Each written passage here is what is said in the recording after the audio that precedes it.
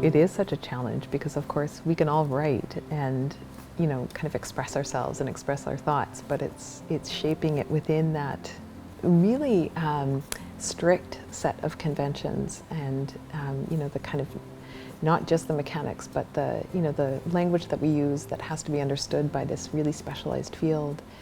And so I think part of the difficulty for me in my academic writing, or my writing, is that trying to shape my ideas still within that very strict format. And so I think there is a give and take. There's always a give and take between a kind of loose form of thinking, in order to sort of generate ideas that are original without deviating, from a kind of deviating too much from the field. Or so for me, it's always a kind of balance between loose thinking and really strict thinking. And so it's trying to find that balance, which is a real challenge, but it's also something that I think attracts me to academic writing as a discipline.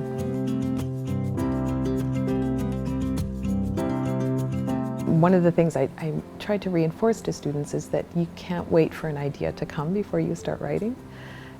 It often doesn't happen that way. You write to get to the idea. And so writing becomes this kind of way of exploring a concept or a topic. And so the first draft should be getting to, trying to get to that kind of thesis statement or argument or position. I almost never begin with an argument. I write a draft, and that first draft is trying to get to an argument. But often it's the third or fourth draft where I actually finally get to an argument. Writing the essay is a process of coming to a clear idea of your position on it.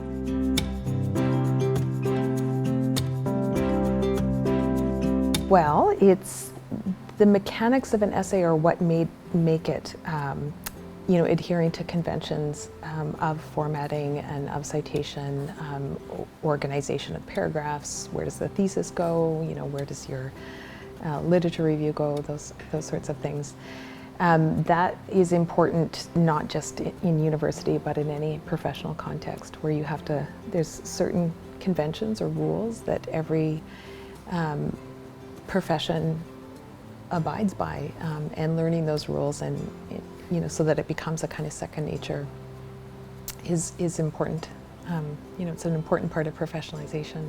I think it's hard to say that they'll take this genre, this type of academic writing, and be able to transport it into the workplace. I think more. I think in terms of sustained, the ability to sustain a line of thought and to kind of craft a coherent analysis of a topic or. I think that is transportable to many professions. But even just, I always think of not so much genre, but the paragraph as being the kind of basic unit of meaning. So students can come out of university being able to write a really strong, focused paragraph.